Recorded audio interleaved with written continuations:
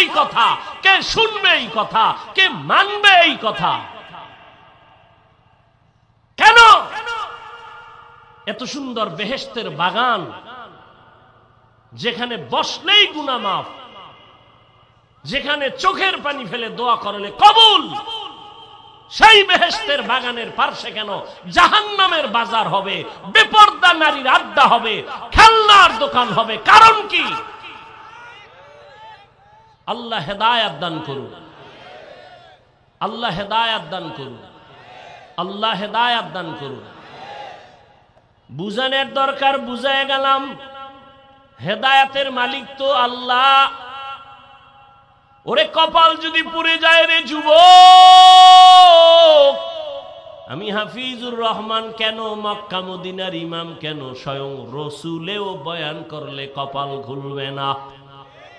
যেই নবীজির চেহারা মোবারক এক নজর দেখলে বান্দার পেটের ক্ষুধা থাকে না, কেমন মায়ার নবী আমার। যেই রহমতের নবীর দিকে মোহাব্বতের নজর দিয়ে তাকাইলে বান্দার জাহান্নাম হারাম হয়। আম্মা জান আয়েশা রাদিয়াল্লাহু আনহা বলেন, নবীজির ঘাম বোতলে ভরে রাখতাম, আর আমরা বড় বড় অনুষ্ঠানে আতর হিসেবে ব্যবহার করতাম। এরে আল্লাহর গোলাম, যেই নবীর চেহারা দেখলে কলিজা ঠান্ডা হয় এক নজর, কিন্তু কত বড় বেঈমান কপাল পোড়া, একবার আর দুইবার না, দীর্ঘ টানা 13 বছর পর্যন্ত নবীজিরে দেখলো, বয়ান শুনলো, এরপরেও বেঈমান কালেমা পড়ে নাই। এত বড় নিকৃষ্ট কপাল পোড়ার নাম জানেননি? আবু জাহাল। অন্যদিকে 27 বছরের যুবক তরবারি নিয়ে দৌড়ায় আমার নবীর গর্দান কাটার জন্য। নবীজির চেহারা মোবারক দেখা তরবারি ফালায় বলেন, ও রহমতের নবী আমার, বেয়াদবি মাফ করেন, আমাকে কালেমার রশি লাগায় দেন। 27 বছরের যুবক নবীর হাতে কালেমা পড়িয়া তরবারি হাতে নিয়ে দাঁড়ায় বলে, বেঈমান, সাহস থাকলে এই বান্দার তরবারির সামনে দাঁড়াও। আমি নবীর বিরুদ্ধে কথা বলতে যদি চাও, নবীরে দরকার নাই, আমার তরবারি ফয়সালা করবে, সামনে আসো। এই কপালওয়ালা 27 বছরের যুবককে জানেননি? এর নাম কপাল। এর নাম কি? কপাল। 13 বছর দেখছে, এরপরও কালেমা পড়ে না, আর 27 বছর বয়সে নবীকে দেইখা জবাই করতে এসে কালেমা পড়ে ফেললো। এই জন্য কপাল যদি পুড়ে যায়, আমার বয়ানও কাজ হবে। এত মানুষ এখানে, মাঠ ভরা, দাঁড়ানোরও সুযোগ নাই। এত মানুষ বাসায় যায় বলবে, ও অনেক লোক হইছে। কি লাভ হবে তোমার চাপাবাজি করলে যদি ফজরে মসজিদ থাকে খালি? কি এত মানুষ এখানে, অনেক আশেকে রসুল ফজর পড়ে নাই, জোহর পড়ে নাই, আসর পড়ে নাই, মাগরিব পড়ে নাই, এশা পড়বে কিনা তাও জানা নাই। আল্লাহ হেদায়াত দান করেন।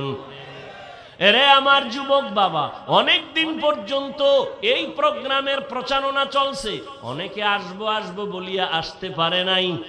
আর ওই বান্দা যদি শরীয়তের কোনো কারণে আসতে না পারে, আল্লাহ তাকে পুরা সওয়াব দান করবেন। আর একদল কপাল পোড়া এমন এসেছে ওয়াজের প্যান্ডেলে, কিন্তু প্যান্ডেলে ঢুকতে পারে নাই। এরা কই? মহিলা প্যান্ডেল তাওয়াফ করে, আর দোকানে আড্ডা দেয়, আর কবিরা গুনাহ করে। কি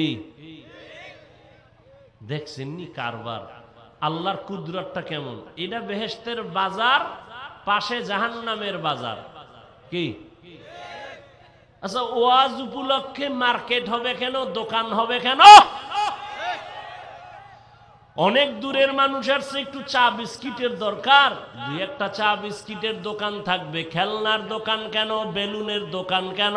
ওখানে আবার মেয়েরা ঢুকবে কেন, যুবকেরা ঢুকবে কেন? ওখানের এই কবিরা গুনার দায়ভার কারা নিবে? বইলা গেলাম, মানবা কিনা সে দায়িত্ব তোমার। সারা বাংলাদেশের হালাত বড় খারাপ। ও যে আইয়া কপাল ভরা বেলুন কিনছে, বেলুন, প্লাস্টিকের মাছ, কান্দে লয়ে ঝুলতে ঝুলতে বাড়ি যায়, ম্যাডাম জিগাইব অজেতে কি নিয়ে আইছো, এই যে মোনাজাতে বেলুন কবুল হয়ে গেছে। আপনারা হাসেন, কত বড় নির্লজ্জ বেহায়া। আপনারা হাসেন, আবার লজ্জা থাকলে কান্না করা উচিত। আমি হাসির ওয়াজ করি নাই, হাসির কথা বলি নাই। এটা এমন একটা প্যান্ডেল, রসুলের হাদিস, এখানে বসার সাথে সাথে গুনাহ মাফ। এইরকম একটা পবিত্র প্যান্ডেলের পাশে আবার জাহান্নামের বাজার হবে, সেখানে বেপরদা নারী ঢুকবে, যুবক যুবতী ঢুকবে, কিচ্ছু বলা যাবে না। জাতির কপাল এত খারাপ, বলে প্রয়োজনে বক্তা বাদ দাও, আমগো আকাম বাদ দিব না। বলবে এত হুজুর ওয়াজ করলো, কারো লাগলো না, ওনার এত লাগলো কেন, বাদ দে এই হুজুর, আমগো আকাম চলবে। এ জাতির কপাল চূড়ান্ত খারাপের দিকে চলছে। কে বলবে এই কথা, কে শুনবে এই কথা, কে মানবে এই কথা? কেন? এত সুন্দর বেহেশতের বাগান, যেখানে বসলেই গুনাহ মাফ, যেখানে চোখের পানি ফেলে দোয়া করলে কবুল, সেই বেহেশতের বাগানের পার্শ্বে কেন জাহান্নামের বাজার হবে, বেপরদা নারীর আড্ডা হবে, খেলনার দোকান হবে? কারণ কি? আল্লাহ হেদায়েত দান করুন, আল্লাহ হেদায়েত দান করুন, আল্লাহ হেদায়েত দান করুন। ওজে আসছেন, দোকানে গেছেন কেন? মহাদেবপুর দোকান নাই তো এখানে কেন দোকানদারি? কেনাকাটার জন্য সেই মার্কেটে যাবেন, এখানে কেন? এখানে আসবেন কোরআনের বয়ান শুনতে, এখানে আসবেন গুনাহ মাফ করার জন্য, কান্না করতে আসবেন। এখানে মাস্তানি কেন? বেলুন কিনেন কেন? মাছ কিনেন কেন? আল্লাহর ভয় বলতে একটু নাই, থাকলে অন্তত মাথা নত থাকতো, হাসতেন না। আমি হাসির কথা বলছি, বলেন তো, তা আপনারা হাসলেন কেন? লজ্জা শরম কমিয়ে গেছে। ওই ১৫০০ বছর আগেই তো রাসূল বলে গেছে, লা ঈমানা লিমান লা হায়া আলাহ, যাদের লজ্জা নাই ওদের ঈমান নাই। ওরা রাস্তায় যদি ল্যাংটা করিয়া ফালায়, তারপরও বলবে অর্ধেক ইজ্জত বাকি, ওদের লজ্জা নাই। আল্লাহ আমাদের লজ্জা আবার ফিরায় দিন। ভাইরা আমার, আল হায়াউ শুবাতুম মিনাল ঈমান। একটা ঘরের মধ্যে ৩-৪টা রুম আছে, এক রুমে আছে মা বাবা, আর এক রুমে ছেলে, আর এক রুমে মেয়ে। সারা রাত মোবাইলে চলে জিনা জিনা জিনা জিনা। স্বামী আর স্ত্রী সারা রাত মোবাইল, মেয়ে আর এক রুমে মোবাইল, ছেলে আর এক রুমে মোবাইল। ওরে ঘুমের থেকে উঠা দেখতে তোর চেহারা শুকর করে দিয়েছেন আল্লাহ। দেয় না কেন? একমাত্র মুহাম্মদের উম্মত হওয়ার কারণে। না হয় ঘুমের থেকে উঠা দেখতি চেহারা কুকুরের মতো হয়ে গেছে। সারা রাত গুনাহ করবি আর আল্লাহ কিছু করবে না, শুধু মুহাম্মদের উম্মত হওয়ার কারণে আল্লাহ ওয়াদা করছেন চেহারা পাল্টাবেন না। না হয় পাল্টায় দিতেন, ঘুমের থেকে উঠে দেখতা চেহারা শুকরের মতো হয়ে গেছে, কুকুরের মতো হয়ে গেছে গুনার কারণে।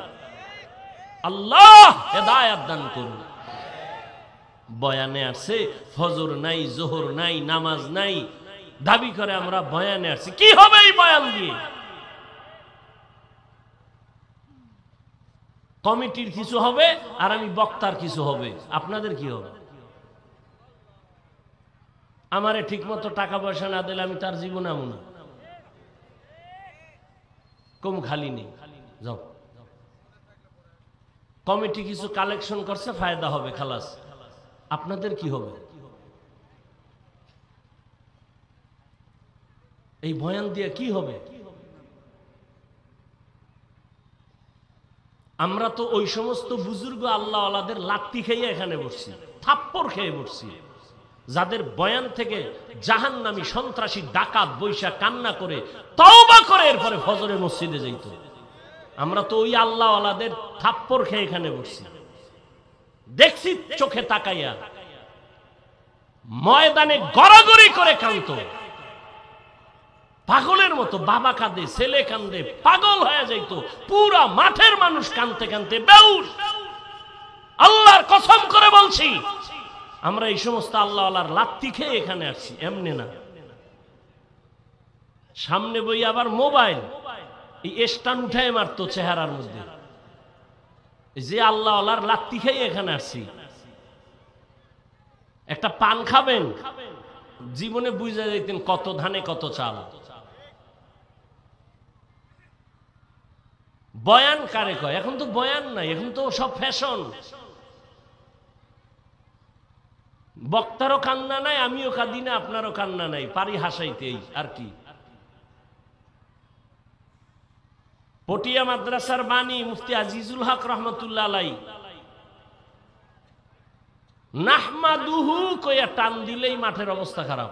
এটা আপনারে বুঝামু কেমনে? এটা তো বুঝারও মানুষ নাই যে এটা কেমন কথা। এটা একটা কথা হইল? এটা তো বুঝারও মানুষ নাই।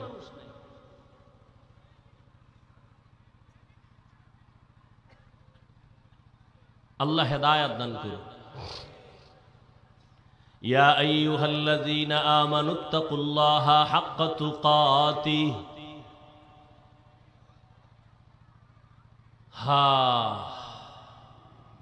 থানায় এক আসামি নিয়ে পুলিশে এমন ফিডা দিছে, যুবকেরে ধইরা নিয়ে এমন ফিডা দিছে মহাদেবপুর থানায়, এমন ফিডা দিছে যুবকের চোখে কোনো কান্না নাই। ও আল্লাহর বান্দার একটু আকল খাটাইয়া চিন্তা করেন। মহাদেবপুর থানায় যুবক এমন পুলিশের পিটা লাগছে, কাঁদে না। আর এটা কেমন প্যান্ডেল! আল্লাহওয়ালা বয়ান করে আর যুবক ওই মাথায় বয়া হাউ মাউ করে কান্না করে। একটু চিন্তা করেন, ওই যুবকের মারলো কেউ, কাঁদে কেন? বুঝেননি? বুঝেন? ওরে থানায় নিয়ে পুলিশে পিটায়, কাঁদে না। আর ওয়াজের প্যান্ডেলে আল্লাহওয়ালা বয়ান করে, মানুষ গড়াগড়ি খায় কান্নে। ওই 200 হাত দূরে এক যুবক কাঁদে। ওরে মারলো কে? কই সেই বয়ান? কই সেই বয়ানের রূহ? কই সেই আমল? এত সোজা না। বয়ান বক্তার এলেম আর আমল, বয়ান বক্তার এলেম আর আমলের বাহাদুরি তো হয় না, শ্রোতাদের অন্তরের আকর্ষণ আর মোহাব্বতে বয়ান বের হয়। আর বক্তার মধ্যে থাকবে ইখলাস, আল্লাহর ভয়। এই আল্লাহওয়ালাদের লাত্তি খাইছি, কিন্তু ওই নজর একটু পাইছি, আল্লাহ বরকত দিছেন, কিন্তু মানুষ এখনো হইতে পারি নাই। ওরে আমি যদি আপনাদের বয়ান শুনাইতে গিয়া বলি আমি মানুষ হইতে পারি না, তো আপনাকেও তো চিন্তা করা উচিত, আপনি কি হইলেন আর বাঁচবেন কত? হায়াতের 3 ভাগের 2 ভাগ শেষ। যদি আপনার হায়াত 30 বছর থাকে, মুহাম্মদের উম্মতের হায়াত গড়ে হবে 60 থেকে 70 বছর, তাহলে আর বাঁচবেন 30, অর্ধেক শেষ। যদি আপনার হায়াত থাকে 40, আপনার 3 ভাগের 2 ভাগ শেষ, 20 বছর। কিন্তু বাঁচবেন কিনা তাও বড় কঠিন, কারণ ইদানিং শুধু মরণ আর মরণ আর মরণ। মরণ ফাঁদ লইয়েই তো ঘুরে। এই মোবাইলের কারণে শরীর শক্তি দুর্বল, চোখের পাওয়ার কমতেছে, বান্দার হার্ট দুর্বল হইতেছে। একের পর এক মরণ ফাঁদ নিয়ে আমরা চলি। আবার আমার কলিজার যুবকেরা আর একটা মরণের ফাঁদ নিয়ে পাগল, বাইক। কি মরণের তাজা একটা মরণ ফাঁদের নাম বাইক, মোটর সাইকেল, হুন্ডা। ওটার মুখে উঠলেই খালি শরীরে আগুন। শরীরে কি পিছনে যদি আবার বিপরীত কোনো পার্স থাকে তো আরো আগুন। সকাল 10টায় ঘুমে তুই ঢাকায় আম্মু মহাদেবপুর বাজারে যাই কেন? বলে আমার এক বন্ধুর সাথে মোলাকাত। আসবি কখন? বলে 1 ঘন্টা পরে। 2-3 ঘন্টা হয়ে যায়, মায়ের অন্তরে বাড়ি লাগছে, এখনো আসে না কেন? টেলিফোন করে, কেউ ধরে না। দীর্ঘ টাইম পরে একজনে ধইরা অচেনা কণ্ঠ কয়, কে তুমি? বলে মোবাইলওয়ালার মা। মোবাইলওয়ালার বাপ আসেনি, আছে, দাও তাড়াতাড়ি, দেখো তোমার ছেলের মোবাইল কে ধরছে দেখো। এইবার রিসিভ কইরা কয়, কে তুমি? বলে আমি মোবাইলওয়ালার বাবা। বাড়ি কই? বলে আমার বাড়ি অমুক এলাকায়। তাড়াতাড়ি চলে আসো, তোমার লাশ তার তাড়াতাড়ি বাসায় নিয়ে যাও, ছেলের লাশ এক জায়গায়, বাইক আর এক জায়গায়, তাড়াতাড়ি আসো, লাশ নিয়ে যাও। এই হয়নি এরকম? কয়দিন আর বাঁচবি রে যুবক? মহামারী করোনায় যুবকের লাশ, ছাত্র জনতার বৈষম্য বিরোধী আন্দোলনে যুবকের লাশ, পানির নিচে যুবকের লাশ, গাড়ির নিচে যুবকের লাশ, ঘুমের বিছানায় যুবকের লাশ। ও যুবক বাবারা, রাতের ঘুম শরীরের মহা ঔষধ। আমি সারা রাত ওয়াজ মাহফিল করে ঢাকা যাব, বাসায় যেয়ে ঘুমাইতে পারবো না, রাতে আমার ঘুম নাই, কপাল খারাপ। তারপরও সান্ত্বনা দেই, ও আল্লাহ তোমার দিনের কাজই তো করছি, গুনাহ করি নাই। তুই রাতের ঘুম মারছো কি কইরা? আমার দা আমি তো তৃপ্তি পাইলাম, তুই কি করছো? তুই সারা রাতের ঘুম মারছো কি দিয়া? আকাম কইরা, কবিরা গুনাহ কইরা। আল্লাহ হেদায়েত দান করুন। বয়ান চলতেছে, তাবলীগের বয়ান, পীর মাশায়েখের বয়ান, বক্তাদের বয়ান, জুমার খতিবের বয়ান, এরপর পরিবর্তন নাই কেন? আল্লাহর কসম, যতক্ষণ পর্যন্ত আল্লাহর শাস্তির ভয় অন্তরে না আসবে ততক্ষণ পর্যন্ত বয়ান বাস্তবায়ন হবে না। একটা সন্তান মা বাবাকে ভয় করার কারণে মা বাবার সামনে অন্যায় করে না। একটা ছাত্র শিক্ষকের ভয় করার কারণে শিক্ষকের সামনে ছাত্র অন্যায় করে না। ঠিক আমার আল্লাহর গোলাম বান্দারা যদি আল্লাহর আযাবের ভয় করত, গলায় ছুরি লাগাইতো, দাড়ির মধ্যে কখনো অস্ত্র লাগাইতো না। हर के दारत खौफे हक़दार दिल मदाम जन्नतुल मअवा देहद उरा मकाम जुज़बा हक़ ची ज़े मख़ाज़ इंसुजा फज़ले उ आमस्त दर जुमला जहां। আল্লাহ বলেন আমাকে হক আদায় করে ভয় করো। সাহাবায়ে কেরাম পেরেশান হয়ে গেলেন, নবীর কাছে বললেন, ইয়া রাসূলুল্লাহ, আল্লাহ যত বড়, ওই পরিমাণ ভয় করা আমাদের দ্বারা অসম্ভব। নবীও চিন্তায় পড়ে গেলেন। রব্বুল আলামিন জিবরাইল আমিনকে পাঠাইয়া দিলেন, সান্ত্বনার আয়াত নিয়ে শুনায় দাও। জিবরাইল আমিন আমার নবীর সামনে এসে আয়াত শুনায় দিলেন সান্ত্বনার, ইত্তাকিল্লাহা মাস্তাতাতুম, সাধ্যমতো ভয় করা লাগবে। বান্দা আমার হক আদায় করে, ভয় করার প্রয়োজন নাই, বরং বান্দা তোমার সাধ্যমতো আল্লাহকে ভয় করো। আমি যদি আপনাদের প্রশ্ন করি, আপনারা কারা কারা আল্লাহকে ভয় করেন? যদি করি, একজনও কি হাত উঠাবে না? সবাই এই উঠে, দেখছেন কই নাই এতে অবস্থা। মানে মরাডারে মারো কেন, কয় লড়ে কেন? সবাই হাত উঠায় ফেলবে। হুজুর, আপনাদের থেকেও আমরা আল্লাহরে বেশি ভয় করি। কোন চালাক বাঙালি থাকলে দুই পাও উঠায় দিবে, বলবে চার হাত পায়ে ভয় করি। অথচ নামাজ পড়ে নাই, রোজা রাখে না, হালাল খায় না। ও আল্লাহর বান্দা, তুমি নামাজ বাদ দিয়া বলো ভয় করি। আমি নামাজ ঠিক মতো 5 বেলার নামাজ পড়ে বলি আল্লাহকে ভয় করি। আমি দাড়ি রেখে বলি আল্লাহকে ভয় করি। তুমি দাড়ি না রেখে বলো আল্লাহকে ভয় করি। আমি হালাল খাইয়া বলি আল্লাহকে ভয় করি। তুমি হারাম খাইয়া বলো আল্লাহকে ভয় করি। দোনো ভয় কি সমান? আসলে তোমার মধ্যে আল্লাহর ভয় নাই। যদি ভয় থাকতো, জীবন গেলেও তুমি হারাম খাইতে পারতা না। আল্লাহর ভয় কেমনে আসবে? ভয়ের নাম তাকওয়া। একমাত্র আল্লাহওয়ালাদের নেক নজর লাগাও। আল্লাহওয়ালাদের নজরের মধ্যে পাওয়ার আছে, পাওয়ার। এই পাওয়ার আর কারো নজরে নাই। এরে কষ্ট হইতেছে আপনাদের? একটা গাঞ্জাখোরের নজরেও পাওয়ার আছে, আছে না? একটা দুধের বাচ্চা হঠাৎ এক গাঞ্জাখোর নজর দিয়ে কয়, এত সুন্দর ফুটন্ত গোলাপ। বাচ্চা অসুস্থ, শুকায় যায়, খায় না। ডাক্তার বলে কোনো রোগ নাই। মুরব্বীরা কয় বদ নজর। কয়নি? গাভীর দুধ হয় 20 কেজি। ও একদিন দেখে কয় এত দুধ গাভীর, পরের দিন থেকে 3 কেজিও নাই। আপনাদের এলাকায় কদু গাছ লাগায় না? কদু গাছের মাঝে মাঝে দেখবেন, মাঝে মাঝে দেখছেন নি কোনোদিন যে জুতা টানায়? দেখছেন? কেন? জুতা বরকতের জিনিস, নমরুদের গালে লাগছে, এই জুতা টানাইলে কদু বড় হবে, পোকা হবে না, এই জন্য তো। কেন জুতা টানায় জানেননি? কার বদনজর? পিসা হুজুরের, কোন আলেমের? বেআমলওয়ালা বেনামাজি গাঞ্জাখোরের নজরে যদি পাওয়ার থাকে, একজন তাহাজ্জুদওয়ালা জিকির করনেওয়ালা মুত্তাকি তার চোখের নজরে কেন পাওয়ার হবে না?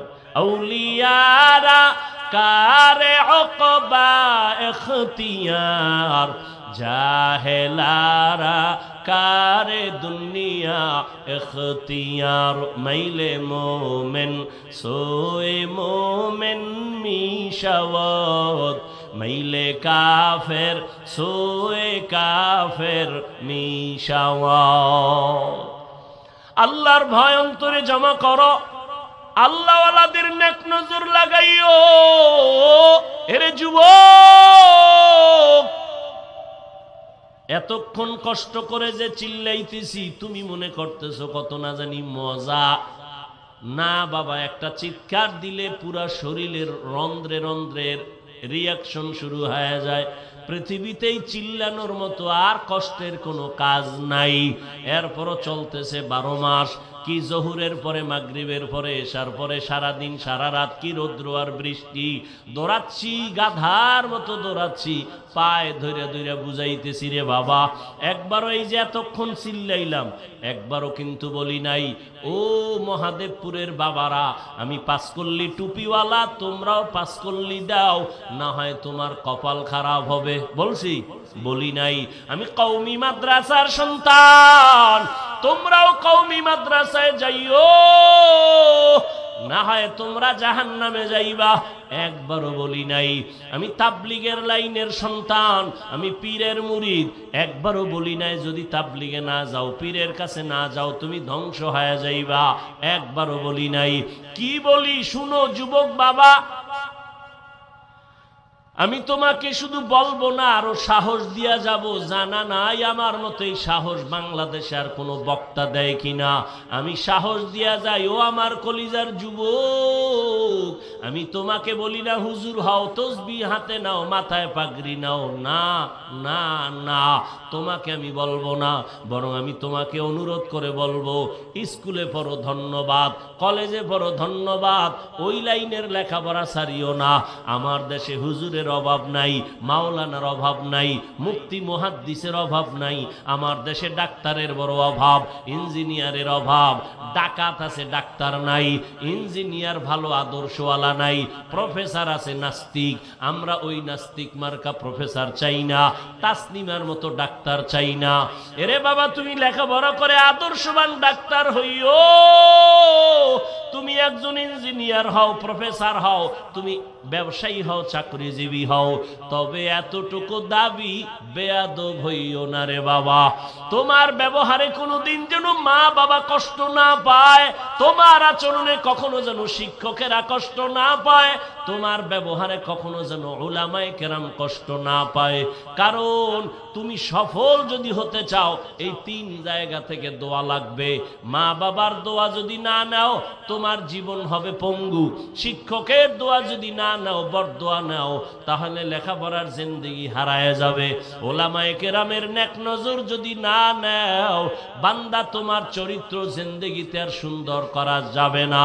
অতএব মা বাবার দোয়া নিয়া, শিক্ষকের দোয়া নিয়া, উলামায়ে কেরামের পরামর্শ নিয়া ডাক্তার হও, ইঞ্জিনিয়ার হও, প্রফেসর হও, ব্যবসায়ী হও, চাকরিজীবী হও। তোমার মতো সফল বান্দা দুনিয়ায় থাকবে না। তুমি শুধু মহাদেবপুর কেন, পুরা বাংলাদেশে তোমার সুনাম হবে। ডাক্তার হলেও তোমার মর্যাদা বাড়বে, ইঞ্জিনিয়ার হলেও তোমার সুনাম ছড়ায় যাবে, যদি তুমি আদৌ বলা হয়ে যাও। আর তাসনিমার মতো যদি বেয়াদবি কইরা ডাক্তার হও, জুতার বাড়ি খাইয়া দেশ থেকে পালানো লাগবে।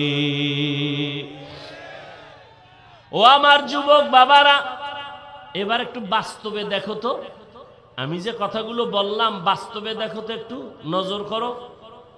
এই দেশে তোমার মতো যুবক জীবনে কোনোদিন মাদ্রাসায় পড়ে নাই, আলিফ বা তাও শিখে নাই। এই রকম যুবক স্কুলে পড়ে, কলেজে পড়ে, 5 বেলার নামাজি আসেনি।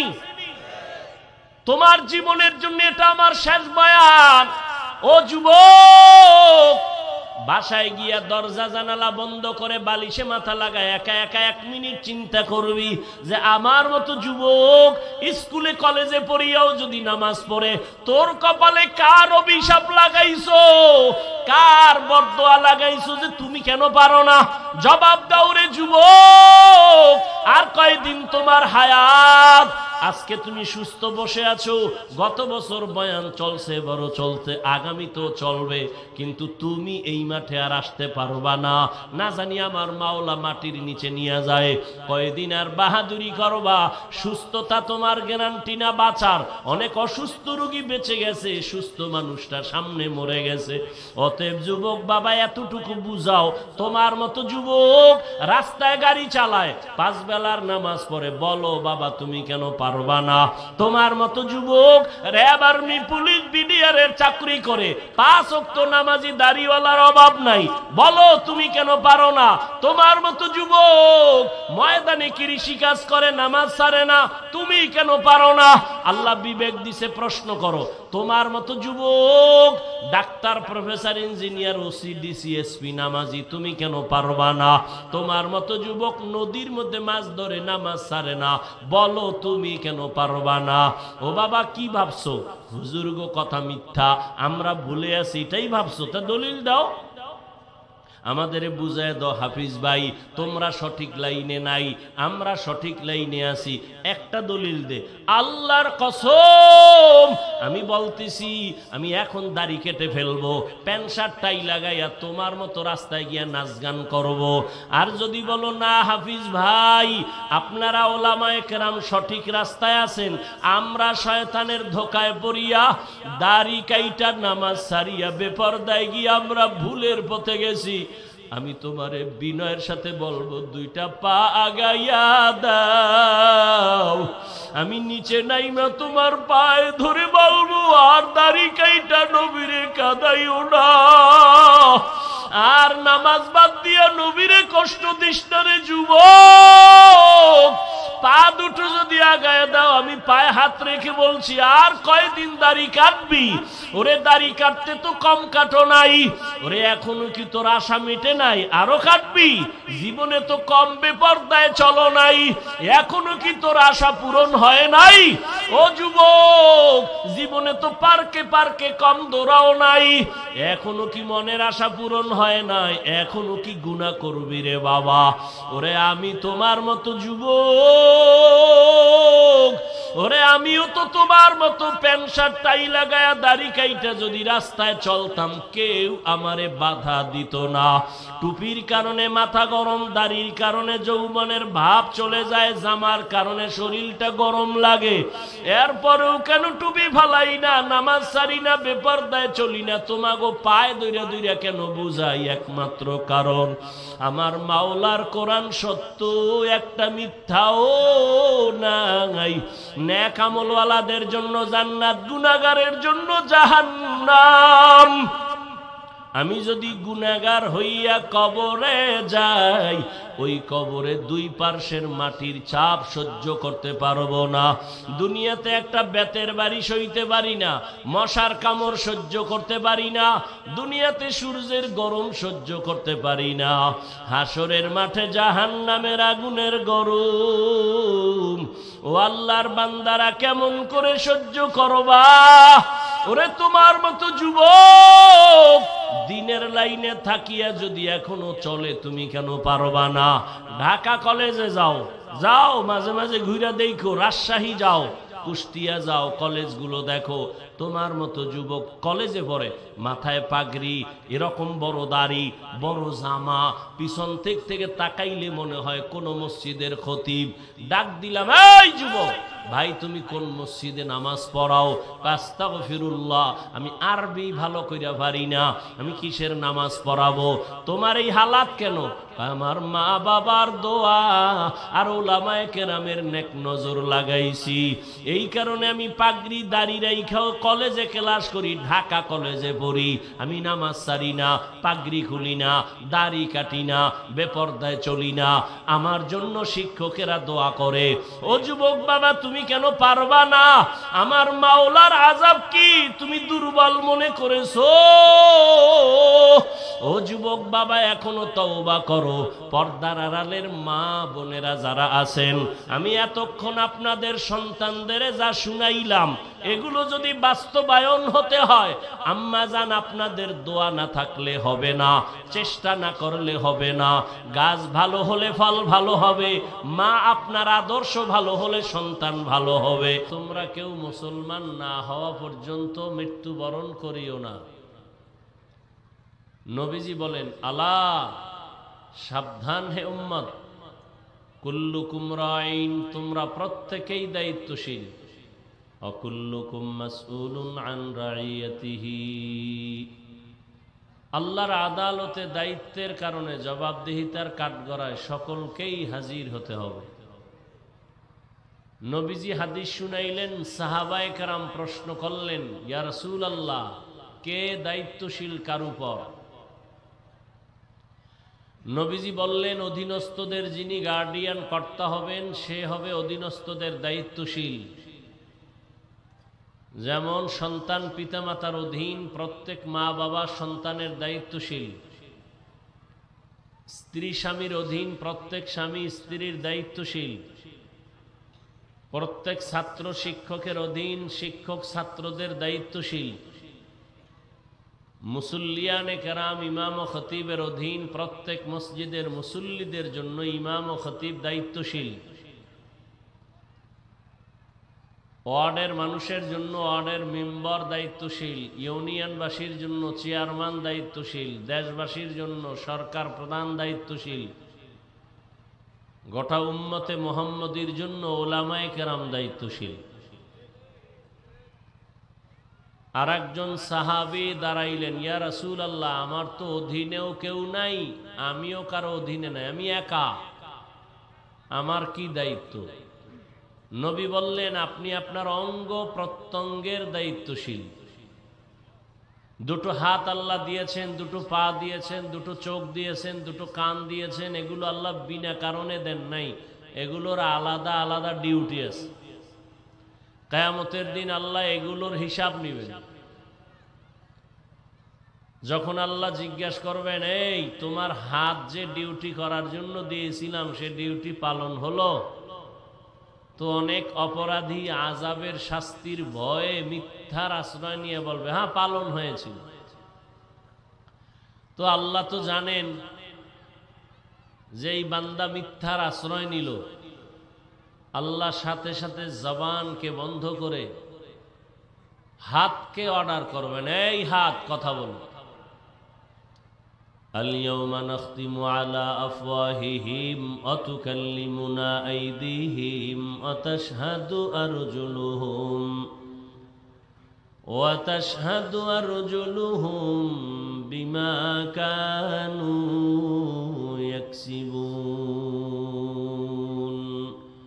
দস্তগোয়াদ মঞ্চুনি দুজদিদা আম লব্বগোয়াদ মঞ্চুনি বসিদা আম চশমগোয়াদ চিদা আম গামজা হারাম গোশগোয়াদ চিদা আম সমরুল কালাম।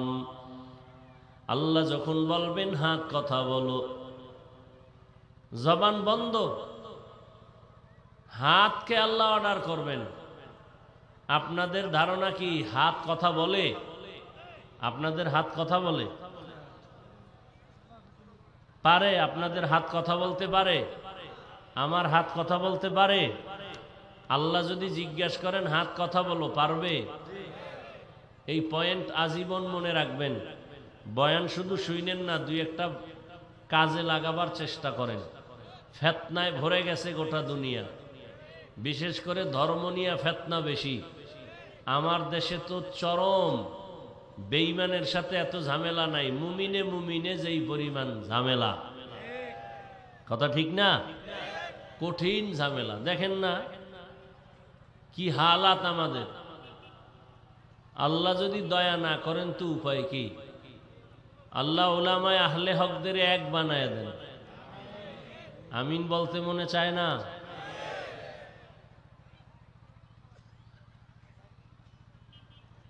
আজীবনের জন্য এই পয়েন্ট মনে রাখবেন, পৃথিবীর মানুষ এবং বিবেক যেই জিনিস বলে অসম্ভব হবে না, যেটা কোনোভাবেই সম্ভব না, আপনাদের আমাদের মুমিনের আকীদা হবে যেটা অসম্ভব সেটা আমার আল্লাহ পাকের কুদরতে সম্ভব। হাত কথা বলতে পারে না, এটাই বাস্তব। আল্লাহর কুদরতে পারবে না, পারবে না। মরা গাছে কথা বলতে পারে না, এটাই সত্য। আল্লাহর কুদরতে দুধের বাচ্চা কথা বলাটা অসম্ভব, আল্লাহর কুদরতে পারে না, পারে না। এই বিশ্বাস যদি থাকে তাহলে অনেক বান্দা যে ওলিয়া উলিয়াদের বিরোধিতা করে, এই বিরোধিতা বন্ধ হয়ে যাবে।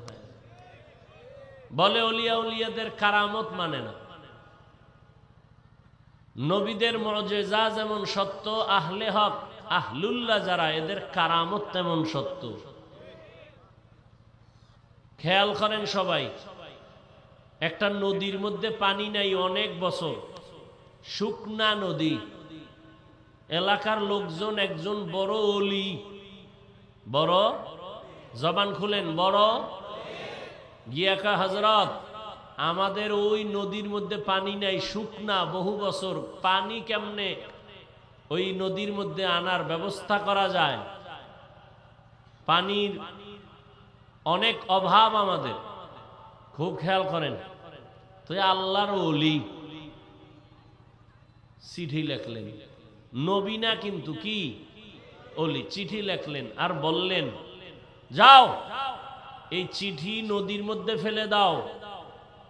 চিঠি লেখা যখন দিছে, লোকেরা নদীর মধ্যে যখন চিঠি ফেলে দিছে, সাথে সাথে শুকনা নদীর মধ্যে জোয়ার আসছে। বুঝা সুবহানাল্লাহ কইছেন? আপনাদের এই উত্তর অঞ্চলে তো নাউজুবিল্লাহ বলার মানুষ বেশি, সুবহানাল্লাহ বলার মানুষ কম। এখন মাথা ঘুরে গেছে, খুব খেয়াল করেন তো। শুকনা নদীর মধ্যে চিঠি লেখা দিছে, চিঠি ফালাইছে, পানির জোয়ার আসছে, এটা কেমন কথা? গাঞ্জাখুরি কথা। এবার জিগাই কামড়া ঘটাইছে কে? দাঁড়ান, আমি কথা শেষ করতেছি। একজনে জিগে এটা কাজটা করলো কে? তো একজনে কয় কাজটা চরমনের পিশাব করছে। খুব খেয়াল করেন কথার কথা, কথা তো কাফের, দলিল ছাড়া কাফের, বুঝেন নাই? এবার না না না না, চরমনাই না তো, কে করছে? কয় তাবলিগের এক মুরব্বী, কত ট্রিপল কাফের। না হেও না তো, কে করছে এই ঘটনা? দেওবন্দি একজন বুজুর্গ, হেও মোটামুটি কাফেরের কাছে। এইবার ঘুরতে ঘুরতে কেন দেওবন্দিও না, তাবলিগও না, চরমনাইও না, তো এই কাজটা গড়াই লোকে খুঁজতে খুঁজতে খুঁজতে খুঁজতে কয়, ও এ কামটা গড়াইছে রসুলের হাতে গড়া সাহাবী হযরত ওমর। কে গড়াইছে? আর বলেন না কেন? এখন কাফের কও। হায়ওয়ানের বাচ্চাগুলো কাফের বল, ওমরের কাফের বল, চরমনাই যদি কয় কাফের, তাবলিগলারা বললে কাফের, দেওবন্দি কেউ বললে কাফের। ঘটনা কে ঘটাইলেন? ওমর। কাফের বলবা? তোমার সাথে যুদ্ধ আমি করব, বলো কার সাহস আছে বলো। ওমরের কাফের বলবি, এই সাহসটা আছে কার দ্বারা? সাহাবায়ে কেরামের বিরুদ্ধে যারা লেখে আর বলে এরা রসুলের দুশমন, জাহান্নামী। সাহাবায়ে কেরামদেরকে যারা ইশারা ইঙ্গিতে বিরোধিতা করবে, এরা মুসলমান দাবি করলেও ৭২ দল জাহান্নামীদের অন্তর্ভুক্ত। আল্লাহ হেদায়াত দান করুন। তাহলে যেটা বলে দুনিয়ার মানুষ হবে না, আল্লাহ বলেন সেটা আমার কুদরতে। মরা খেজুর গাছের সাথে ট্যাক লাগাইয়া রহমতের নবী খুতবা পড়েন। কিছুদিন পরে নবী বললেন আমি নতুন মিম্বর বানাবো। মানুষের যেমন কান্নার আওয়াজ, খেজুর গাছ থেকে এমন কান্নার আওয়াজ। বুখারীর ইবারত। রহমতের নবী বলেন এই খেজুর গাছ কাঁদো কেন? খেজুর গাছ বলেন ইয়া রাসূলুল্লাহ আপনার বিরহের বেদনায় কান্না করি। কি চাও? আমি দোয়া করে দিব, তুমি আবার তাজা হয়ে যাইবা, আবার তোমার মধ্যে খেজুর আসবে, উম্মতেরা খেয়ে দোয়া করবে। কয় না না, কি চাও? ও রহমতের নবী আমার, এখানে আমারে জানাজা পড়াবেন, এখানেই দাফন করবেন, কিয়ামতের দিন আমি আপনার সাথে জান্নাতে থাকব। উস্তুনে হান্নানা আজ হাজরে রসুল নালামি জাদ হামচুয়ার বাবু উকুল। মারা গেছে, কথা বলতে পারে না, আল্লাহর কুদরতে পারেনি। এই বিশ্বাস যারা রাখবে তারা মুমিন, যারা অবিশ্বাস করবে তারা বেঈমান। আল্লাহ তাআলা তার বিশেষ কিছু বান্দাদেরকে আলাদা পাওয়ার দান করেন। এই পাওয়ার দুনিয়ার অন্যকে আল্লাহ দান করেন না। এই পাওয়ারের নাম কোরআনের ভাষায় হলো ফুরকান, হাদিসের ভাষায় এই পাওয়ারের নাম ফেরাসাত। ইয়া আইয়ুহাল্লাযীনা আমানু ইন তাত্তাকুল্লাহ ইয়াজআল লাকুম ফুরকানা। قال رسول الله صلى الله عليه وآله وسلم اتقوا فراسة المؤمن فإنه ينظر بنور الله। ফেরাসাতের পাওয়ার। ও বান্দা তুমি যা দেখো, পাওয়ারওয়ালারা অনেক কিছু দেখেন, তুমি দেখো না। পাওয়ারওয়ালা যারা এরা আল্লাহর প্রিয় বান্দা, চোখের নজর দিয়া দেখে না, আল্লাহর দেওয়া নূরের আলো দিয়া তারা দেখেন। খলিফাতুল মুসলিমিন ওমর ফারুক রাদিয়াল্লাহু তাআলা আনহু খুতবা পড়তেছেন, হঠাৎ খুতবার মাঝখানে অপ্রাসঙ্গিক একটা আওয়াজ দিলেন, ইয়া সারিয়াতাল জাবাল, ইয়া সারিয়াতাল জাবাল, ইয়া সারিয়াতাল জাবাল। এই সারিয়া, পাহাড় পাহাড় পাহাড়। ওমর আওয়াজটা দিছেন যেখানে, সেখান থেকে সারিয়া 2000 কিলোমিটার দূরে।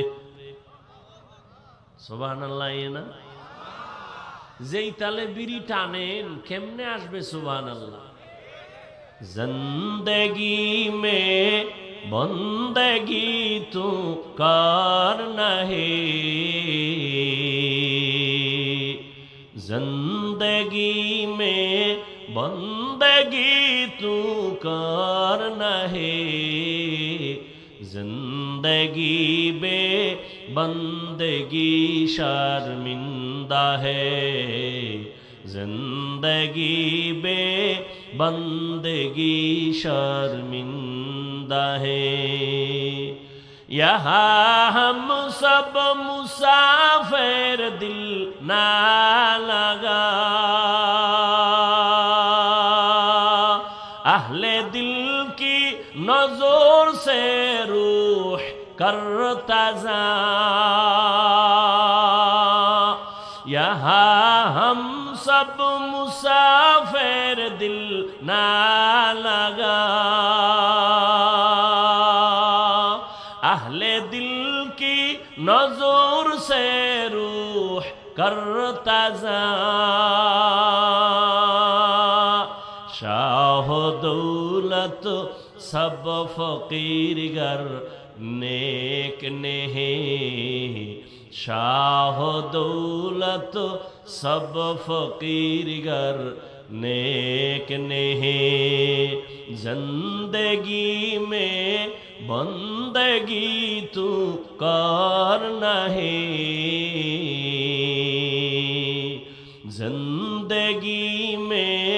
बंदगी तू करना है, जिंदगी बे बंदगी शर्मिंदा है, जिंदगी बे बंदगी शर्मिंदा है, जिंदगी में बंदगी कुन बंदगी, बंदगी बे जिंदगी शर्मिंदगी। দুনিয়ার বিবেক যেটা বলে হবে না, আমার আল্লাহর কুদরতে সেটা। আল্লাহ বলবেন হাত কথা বল, হাত সাথে সাথে আওয়াজ দেওয়া শুরু করবে। কেমনে বলবে, কোথায় তার মুখ, কোথায় তার জিহ্বা, আওয়াজটা কেমন, এটা সব কুদরতের ব্যাপার। হাত আল্লাহর সামনে কথা বলবেন, ও দয়ার মালিক তুমি হাতটা দিছো যেই কাজের জন্য সে ডিউটি বান্দা করে নাই। হাত দিয়া মা বাবার খেদমত করবে, করে নাই। হাত দিয়া বান্দা কোরআন ধরে ধরে পড়বে, পড়ে নাই। হাতের দ্বারা বান্দা নেক আমল করবে, করে নাই। বরং এই হাত আলেমের বিরুদ্ধে আঙ্গুল ব্যবহার করেছে, মোবাইলে বিরোধিতা করেছে, হাত দিয়া বান্দা গুনার দিকে কাজ করেছে। আল্লাহ বলবেন চোখ তুমি বলো, চোখ বলবে হে মালিক তুমি যেই দেখার জন্য চোখ দিছো এই বান্দা তা দেখে নাই। চক্ষু দিয়া মা বাবা দেখবে সওয়াব, এই চোখ দিয়া উলামায়ে আহলে হক দেখবে সওয়াব, এই চক্ষু দিয়া কোরআন তাকায় তাকায় দেখবে সওয়াব, এই চোখ দিয়া আল্লাহর ঘর বাইতুল্লাহ তাকায় দেখবে সওয়াব। বান্দা মা বাবা দেখে না, আলেম দেখে নাই, কোরআন দেখে নাই, বাইতুল্লাহ দেখে নাই, দরওয়াজা জানালা বন্ধ করে তোমার এই গোলাম মোবাইল হাতের মধ্যে নিয়া সারাটা রাত কবিরা গুনাহ কবিরা গুনাহ কবিরা গুনাহ দেখে দেখে সারা রাত কাটিয়েছে। ফজরের খবর নাই, চেহারাটা পর্যন্ত নষ্ট হয়ে গেছে। এরে আমার কলিজার যুবক, চেহারার মধ্যে কেন আলো নাই? চেহারার দিকে তাকাইলে কেন মায়া হয় না? এরে যুবক একটু চিন্তা করো। আল্লাহ তাআলা পশুকে আল্লাহ ভালো মন্দ যাচাই করার জ্ঞান দেন নাই, মানুষকে দান করেছেন। একটু চিন্তা করো, আয়নার সামনে তাকাও, তোমার চেহারাটা কেন এত নষ্ট? চেহারার মধ্যে কেন নূর নাই, আলো নাই, আকর্ষণ নাই? একমাত্র কারণ সারা রাত মোবাইল দেখে দেখে চেহারার নূর তুমি নষ্ট করে ফেলেছো। শুধু কি তাই? এই এক মোবাইল হাতে নেওয়ার কারণে নিজে নিজে নিজের জীবনটাকে ধ্বংস করে ফেলতেছো, খবর নাই। কেউ যদি তোমারে বুঝায় তুমি বুঝো না, বরং উল্টা তার বিরোধিতা করো। অথচ তুমি একটা ছুরি নিয়ে যদি নিজের কল্লা কাটো, এটাও তোমার যেমন খারাপ লাগার কথা।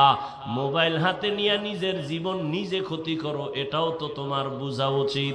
আজকে বাসায় গিয়া গুগলে সার্চ দিয়ে দেখবি টাচ মোবাইল চালাইলে দেখলে শরীরের অঙ্গ প্রত্যঙ্গের কি কি ক্ষতি হয়। আমি বলি তুমি শুনে যাও, তারপরে গুগলে গিয়া মিলাও। এই মোবাইলের কারণে হসপিটালে গিয়া তাড়াতাড়ি চেক আপ করে দেখো, এই মোবাইল তোমার কিডনি ড্যামেজ করে দিতেছে, খবর নাই। এই মোবাইলের কারণে তোমার হার্ট দুর্বল, ব্রেন দুর্বল, চোখের পাওয়ার চলে যায়, কানের পাওয়ার চলে যায়। দেখো না, আগের তুলনায় মাথা ব্যথা বেড়ে গেছে, বুকে ব্যথা বেড়ে গেছে, স্ট্রোকের রোগী বেড়ে গেছে। ভালো মানুষ রোগ নাই, হঠাৎ পরে মরে যায় কেন? বলে অ্যাটাক করেছে, স্ট্রোক করেছে। এরে আল্লাহর বান্দা, এই মোবাইলের কারণে তোমার চরিত্র শেষ, লেখাপড়া শেষ।